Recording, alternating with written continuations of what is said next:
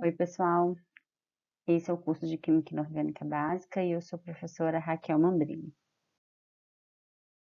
Essa aula é a segunda parte do módulo de ácidos e bases, dentro ainda da primeira aula, onde a gente aborda as teorias.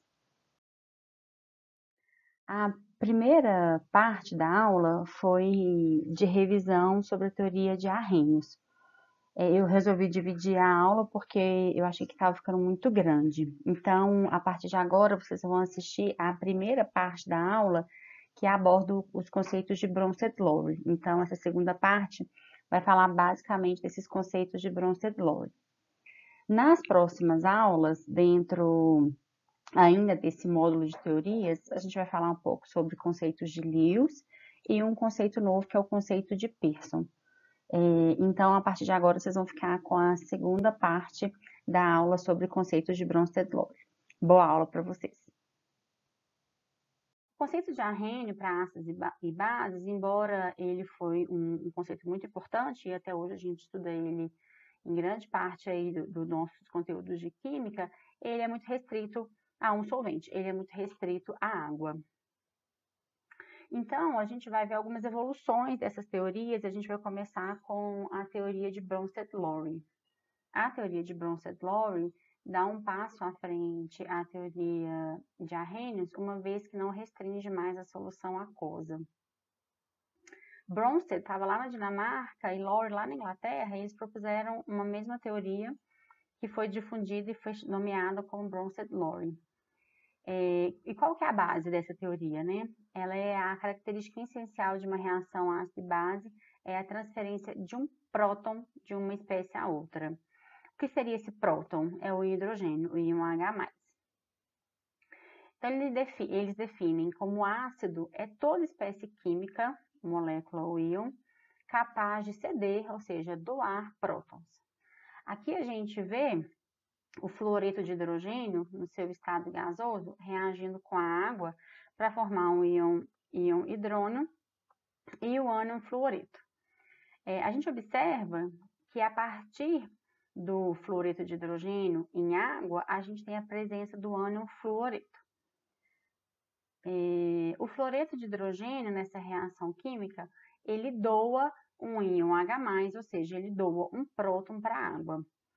Então, ele se comporta como um ácido de Bronsted. Aqui vale ressaltar também que o fluoreto de hidrogênio, por estar reagindo com a água, elevando a concentração de H3 ou mais na água, ele também é um ácido de Arrhenius. No geral, os ácidos de Arrhenius, todos são ácidos de Bronsted-Lowry, mas nem todo ácido de Bronsted-Lowry é um ácido de Arrhenius. Base, segundo Bronsted-Lowry, é toda espécie química, pode ser uma molécula ou um íon, capaz de receber o próton.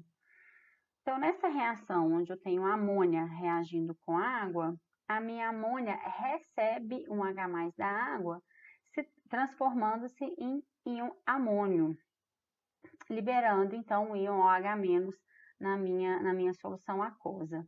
Ela se comporta, então, como uma base de Bronsted, uma vez que ela recebeu um próton da água.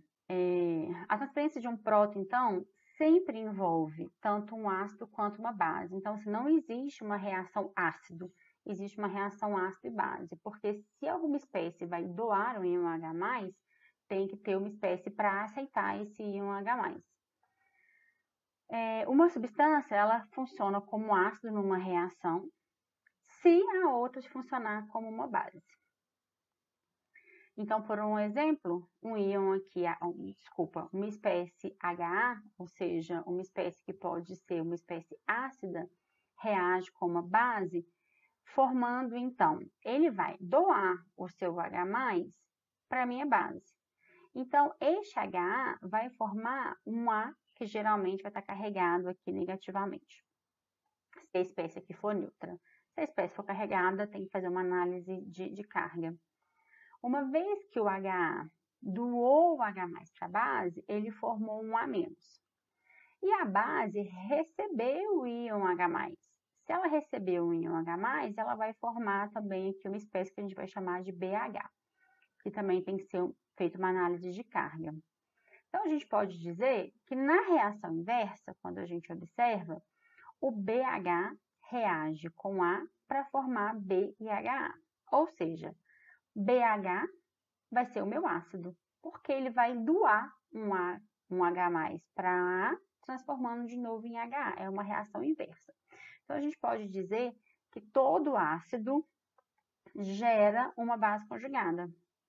E toda base gera um ácido conjugado. Essa é uma definição muito importante para Bronsted, onde a gente define, então, um par conjugado. Ácido, base conjugada e base, ácido conjugado. Por exemplo, nessas duas reações que a gente acabou de ver na definição de Bronsted-Lowry, o fluoreto de hidrogênio, ele doou um H+ para a água, funcionando como um ácido. Uma vez que ele doou o H+ para a água, ele se transformou no fluoreto. Na reação inversa, ele recebe o próton do íon hidrônio. Se ele recebe o próton do íon hidrônio, ele vai funcionar como uma base. Então, o ácido transformou então numa base conjugada.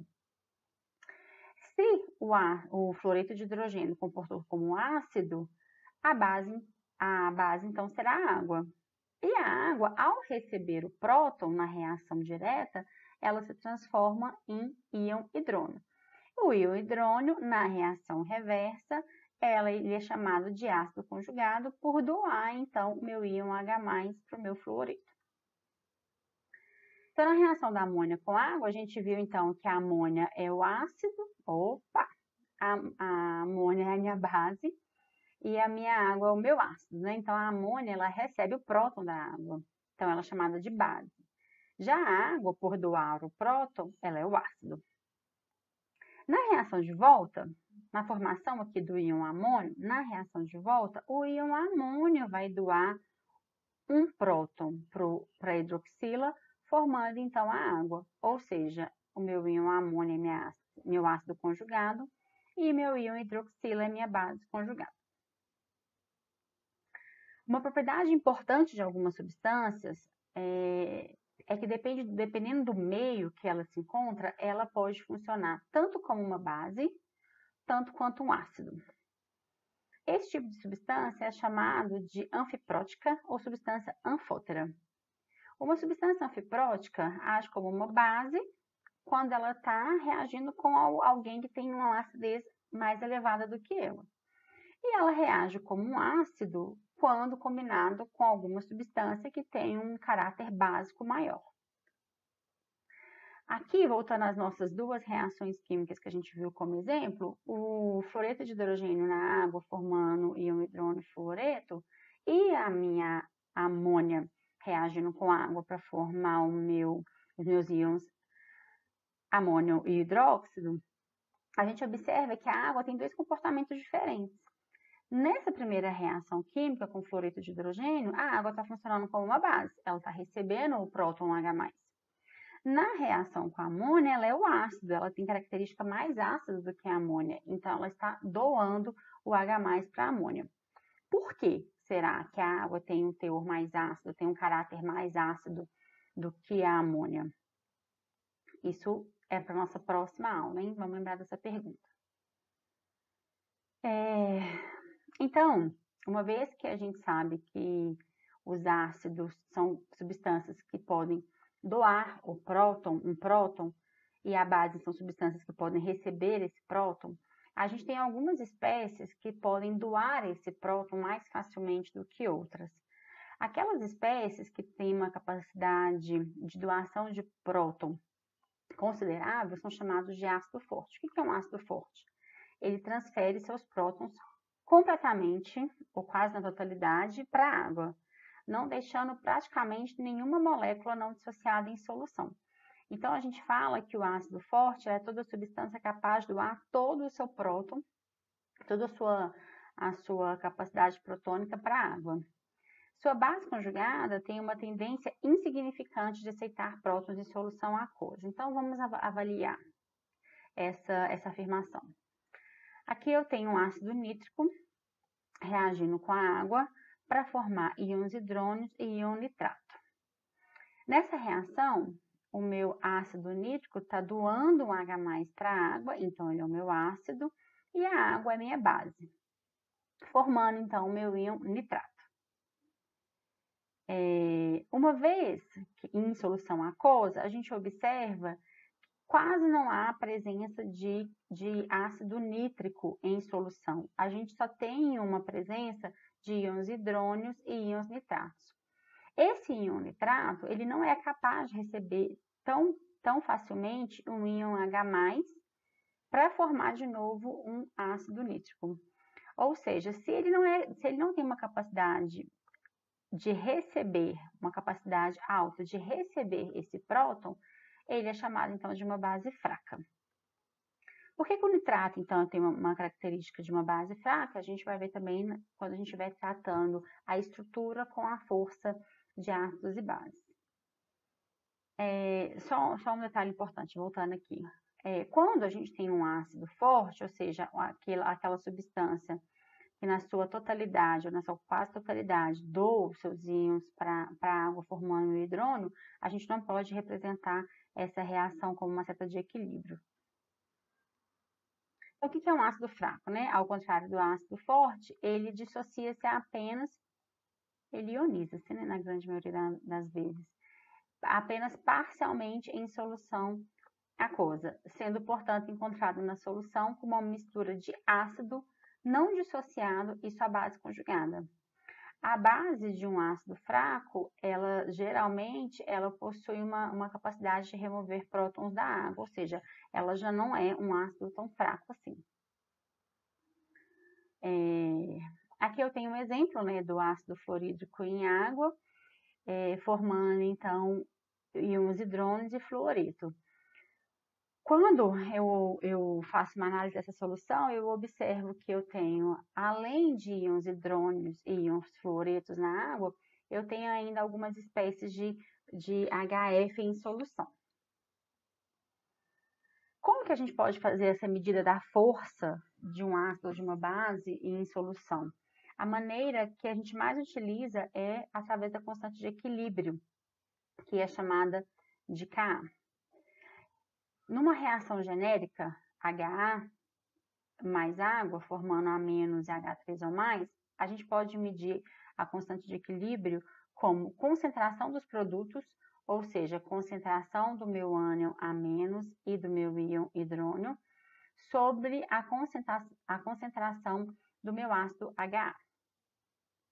Então, vamos analisar essa reação química, essa equação, e não é química. Essa equação de equilíbrio. Se eu tenho grande parte de HA que foi solubilizado em água, foi reagido com a água, formando A- e H3O+, eu vou ter uma alta concentração de A- e de H3O+. Então, eu vou ter uma pequena concentração de HA. Se essa concentração é alta, quer dizer que grande parte dessa substância transformou-se em A-. Então, acompanha, ou seja, quanto maior a concentração de A-, maior vai ser o Ka. Então, a gente pode dizer que quanto maior o valor de Ka, ou seja, à medida que o Ka aumenta, a força do ácido também aumenta. Ou seja, à medida que o ácido ioniza-se em maior extensão, eu tenho maior formação de A- e maior Ka. Vamos fazer uma análise inversa aqui. Se eu tenho pouca ionização desse ácido, ou seja, se eu tenho uma alta concentração, não está fácil isso não, hein?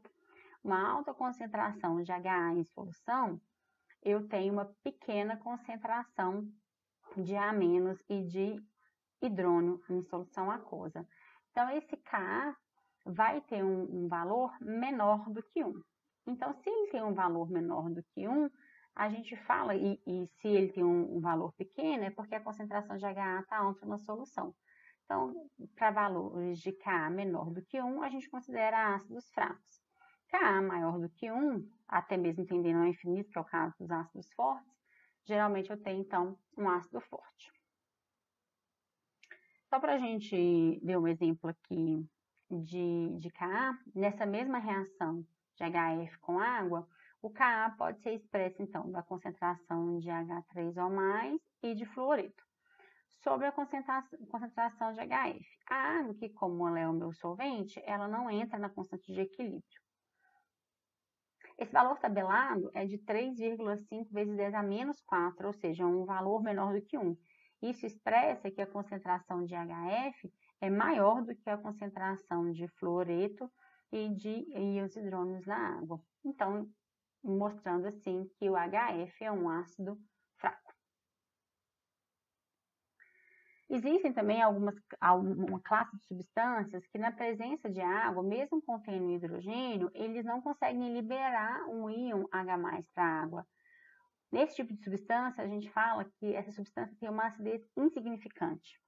Ou seja, mesmo contendo um átomo de hidrogênio, ela não demonstra qualquer comportamento ácido na água. E, por consequência, a sua base conjugada, ela é forte. Vamos ver um exemplo.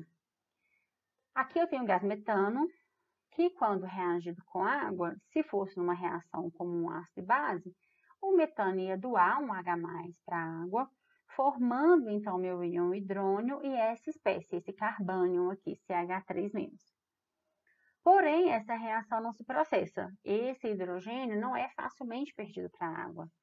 Mas por que esses hidrogênios não têm um comportamento ácido?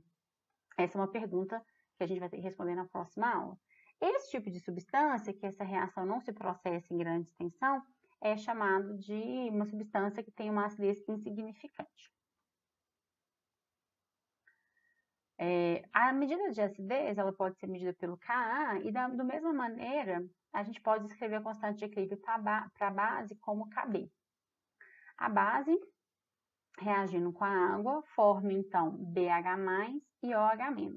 Da mesma maneira, a constante de equilíbrio da base é feita pela concentração dos produtos sobre a concentração dos reagentes. Então, no caso, concentração de BH+, vezes a concentração dos íons hidroxila sobre a concentração de B. Lembrando que a água não entra nessa equação porque ela é o solvente da minha reação.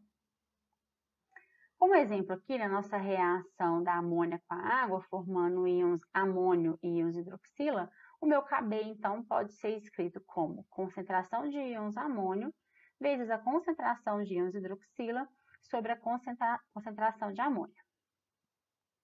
Valores tabelados de Kb para amônia mostram valores de 1,8 vezes 10 a menos 5. Então, como Kb aqui, da mesma maneira que o Ka tem valores menor do que 1, a gente diz que essa base tem uma característica fraca, é uma base fraca. Se Kb é menor do que 1, a base é um receptor de prótons fraco e o seu ácido conjugado está presente em baixa abundância em solução.